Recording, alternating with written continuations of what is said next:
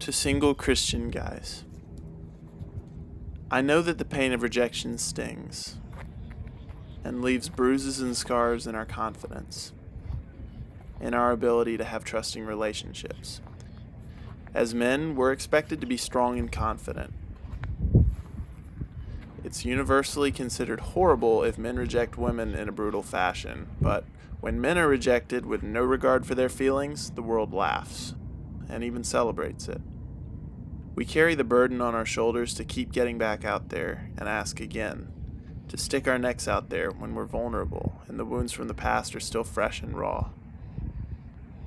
We might not have even been straight up rejected, but the fact that even after all this looking, you're still single might start to infect your way of thinking.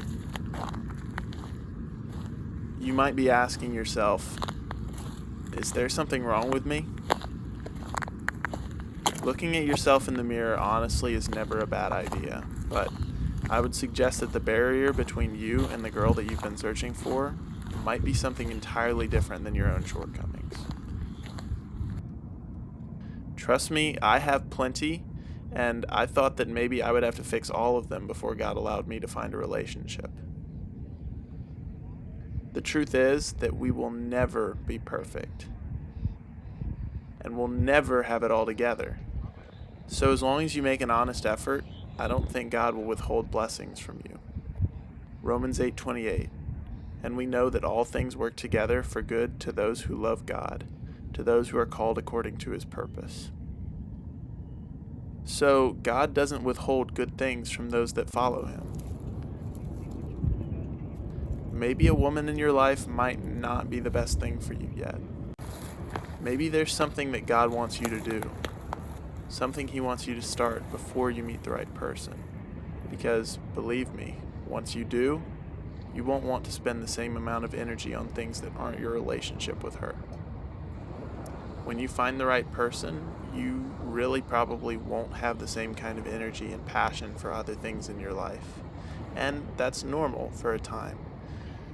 I can't tell you how many things I accomplished in this year or 2 years of searching that I would never have accomplished if I'd been in a relationship, or at least in the beginnings of a relationship. When you find the right person, a lot of the time your attention gets divided up. So when I say that God doesn't withhold anything good from those that follow him, maybe having a girlfriend right now would distract you from something that God really has planned for you, something big for you. So how do we know when it's time to start dating? When it's time to cultivate that relationship that God has planned for you? Well, I think that once we get to a place where no matter what kind of relationship we get into, we still are going to actively pursue God and the purpose that God has for our lives, then I think God will put the right person in our lives. I think that we need to make sure that we're ready so that when that time comes, when whoever your future spouse is ready, that you're ready too. Because God, in my opinion, can make us wait when we're ready, but he's preparing our future spouse. But the same can also be the other way around. If you're not ready, but your spouse is ready, maybe God is holding off on giving you those things because it's not the right time for the blessing. Another thing that should give you hope if you're single out there is that circumstances can change quickly. When I met my girlfriend, I thought it would fizzle out like all of my past dating adventures. God slammed so many doors shut and kept me from making stupid mistakes looking back on it. Particularly at times of my life when I felt distant from God.